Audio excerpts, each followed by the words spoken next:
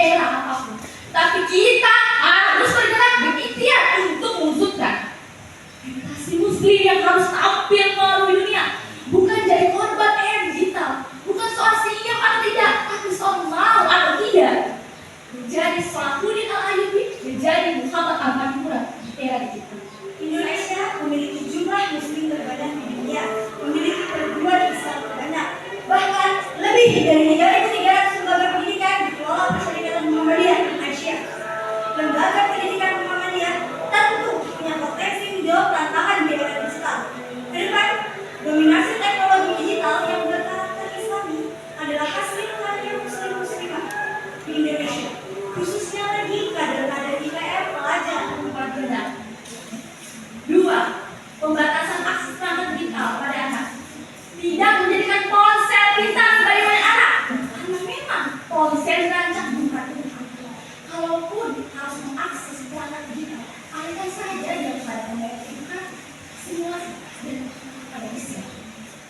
Ketiga, semua negara berpikir keras cara mengatasi dampak negatif smartphone yang dijadikan sarana bermain virtual bagi anak-anak. Yang jika tidak diatasi, maka kita kehilangan potensi satu lagi. Lalu, gagasan apa yang bisa kita bangun sehingga panitia merumuskan tema mengenal potensi diri sebagai muslim di era digital? Seperti yang dikatakan seorang bijak, Adlai Stevenson, lebih baik menyalakan diri daripada mengutuk kegelapan. Di saat bangsa lain kebingungan menghadapi tren era digital, di mana dampak positif dan negatif tumbuh secara bersamaan, Islam belum punya solusinya. Dan inilah potensi dakwah. Di era digital, dakwah mudah dilakukan secara virtual, bahkan bisa secara langsung atau online. Pesan-pesan dakwah bisa didistribusikan lewat berbagai media, sehingga meluas ke berbagai belahan bumi.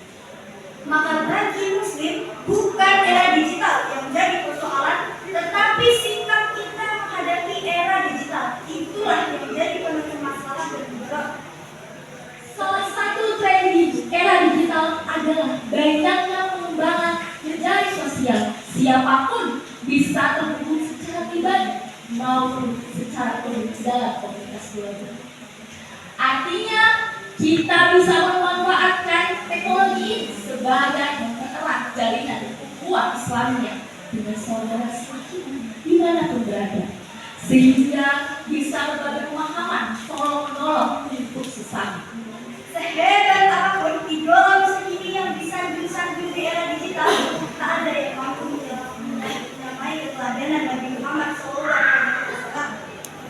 Beliau terbukti melahirkan peradaban Madani, mengubah kegelapan peradaban jahiliyah di masa lampau menjadi cemerlang yang bisa kita adaptasi terus-menerus hingga kini. Hingga seorang antropolog barat bernama Michael Hart yang notabene bukan seorang muslim, dalam bukunya 100 tokoh menempatkan Nabi Muhammad SAW sebagai tokoh nomor 1 paling berpengaruh di dunia.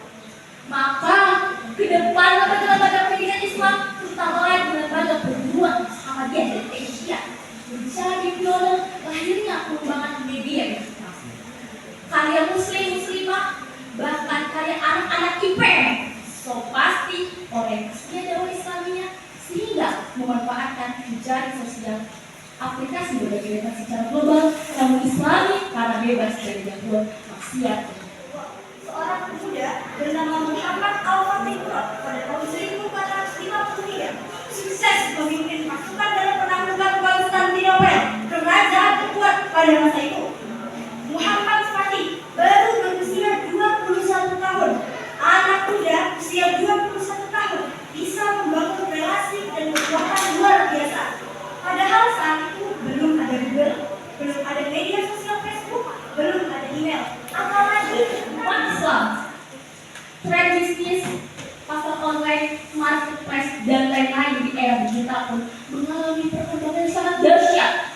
Ini menjadi potensi yang bisa kita manfaatkan untuk membangun kekuatan ekonomi umat Islam dari umat, oleh umat, dan untuk umat Islam. Jejaring penjual dan pembeli yang dikelola secara Islam menjadi potensi kekuatan umat Islam yang saling provokasi. mari